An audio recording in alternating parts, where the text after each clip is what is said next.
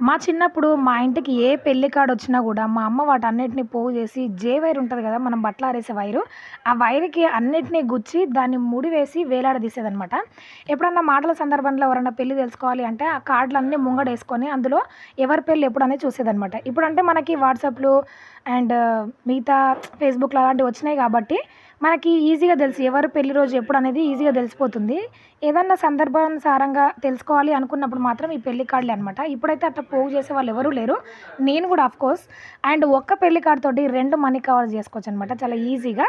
And ఇట్లా వాటి పైన ఉన్న ఈ డిజైన్స్ గానివ్వండి, చిన్న చిన్న బొమ్మలు గానివ్వండి, ఇట్లా గ్లూతో అంటించేసి స్టిక్ జేసినామనుకోండి, మనీ కవర్స్ చూడడానికి అందంగా ఉంటాయి. బయట నుంచి తెచ్చే పని లేకుండా ఉంటదనమాట.